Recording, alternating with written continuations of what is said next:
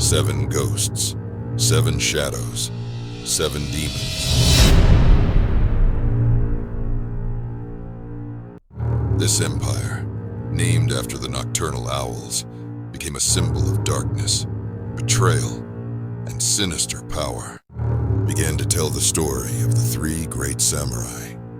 Kaizen, the Lord of Fire. Tsuki, Phantom of the Moon. Mizu, Guardian of the Waters of Life.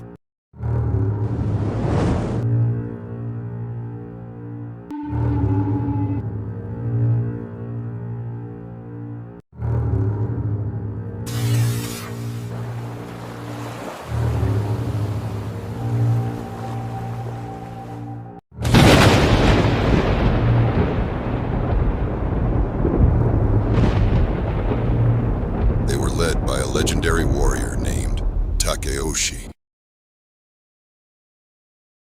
20 years ago, the samurai were constantly at war with the Fukuro Empire, resisting their attempts to dominate all of Japan's territories.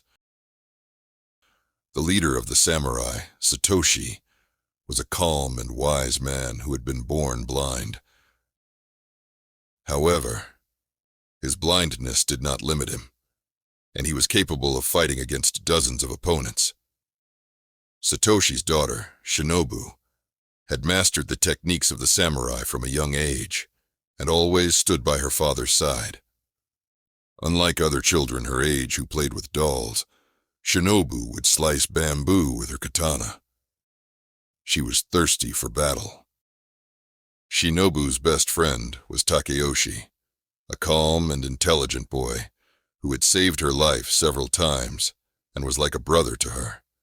He was one of the finest warriors, and beyond his combat skills, he offered exceptional strategies in battle planning and defense. Satoshi, the leader of the samurai, trained a vast army and prepared them for a great war against the Fukuro Empire. He constantly reminded his comrades of the principles of Bushido. Bushido was the ethical and moral code of the samurai, encompassing honesty, honor, courage, respect, and self-control. Finally, the time came for the greatest battle between the samurai and the Fukuro Empire. 2 massive armies clashed.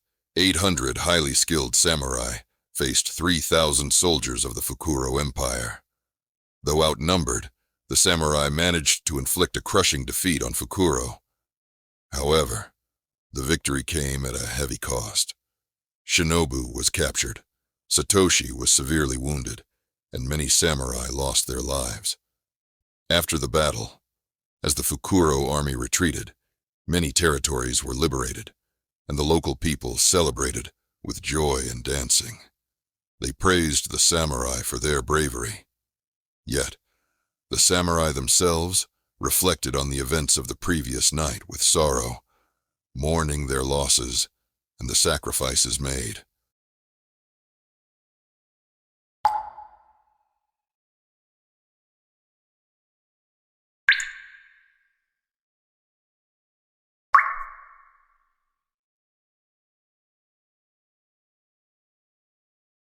Shinobu was imprisoned in Fukuro Castle. Being away from his father saddened him, but he trusted Takeyoshi and Yurate. Inside the prison, Shinobu looked at the jailer with a gentle smile and said, "My father's army will wipe you all out in a few days. They will return to rescue me, and they will burn Fukuro Castle to the ground. Enjoy the last moments of your life." But the jailer listened in silence, deep in thought. He knew well that waiting could be worse than death. Days passed, yet there was no sign of samurai, no battle, no flames. Slowly, Shinobu's hopeful smile turned into fear and anxiety. Over and over, he replayed the last look his father had given him in his mind. His love for his father, his friendship with Takeyoshi, and his oath to the samurai, all of it transformed into anger, hatred, and a thirst for revenge. The jailer had fallen in love with Shinobu. For hours, they would talk in whispers, their voices the only sounds in the dimly lit prison. But he did not know that love no longer had a place in her heart. Every night, Shinobu meditated in silence, eating only one meal a day. A year passed, and soon, the city was buzzing with the news. The execution of Satoshi's daughter had been ordered. The court rejoiced, but the jailer was troubled. Yet Shinobu was not afraid. She had known her fate all along. With careful deception, she had won the jailer's heart, and she was certain. Before the sun rose, she would be free. The jailer knew there was no escape from the palace gates. But when Shinobu asked for nothing more than a sword, and whispered, "We will escape together," he chose love over duty. He broke his oath to the Fukuro and unlocked her cell. But Shinobu had never intended to flee with him. The jailer was merely another obstacle in her path. As soon as the door swung open, she vanished into the shadows, leaving him behind. Under the cover of darkness, she moved like a phantom, striking down guards with silent precision.